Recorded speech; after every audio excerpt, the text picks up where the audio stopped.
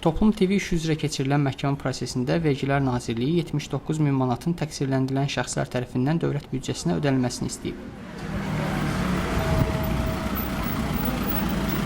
İyunun 30-da Bakı Ağır Cinayətlər Məhkəməsində Demokratik Təşəbbüslər İnstitutunun əməkdaşı Ramil Babayev bildirib ki, təqsirləndirilənlərin Toplum TV və ya Demokratik Təşəbbüslər İnstitutunda fərqli müddət aralıqlarında işləməyinə baxmayaraq, onların hamısından eyni məbləğdə vəsaitin istənilməsi işin sifarişli olduğunu göstərir. Toplum TV-nin həm təsisçisi Ələsgər Məmmədli əleyhinə olan ittihamlardan söz açıb. Stat: Mən Bakı Dövlət Universitetinin Hüquq fakültəsində təmənnasız dərs demişəm. Maaşımı fakültəyə bağışlamışam. İndi mənə deyirlər ki, sən tamah məqsədi ilə cinayət törətmisən. Statın sonu.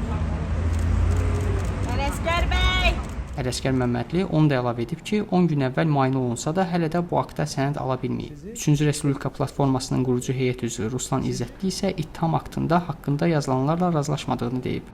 Stat: Bizim yeganə günahımız 30 ildən çox avtoritar sistemin qurulmasına etiraz etməyimiz, qanunun şah olmasını tələb etməyimiz, parlament hökuməti, şəffaf və hesabatlı dövlət istəməyimiz, insan ləyaqətini hər şeydən üstün tutmağımız, idarə edilən yox, idarə edən cəmiyyət istəməyimizdir.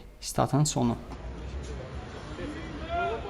Toplum TV işi üzrə ümumilikdə 10 nəfərə cinayət işi açılıb. Onlar öncə qaçaqmalçılıqda təqsirləndirilsələr də, sonradan ittiham ağırlaşdırılıb. Bu iş üzrə saxlanılanlar ittihamları rədd edir və siyasi sifariş əsasında həbs olunduqlarını bildirirlər. 2023-cü ilin noyabrından başlayaraq Azərbaycanda 30-a yaxın jurnalist və ictimai fəal qaçaqmalçılıq ittihamı ilə həbs edilib.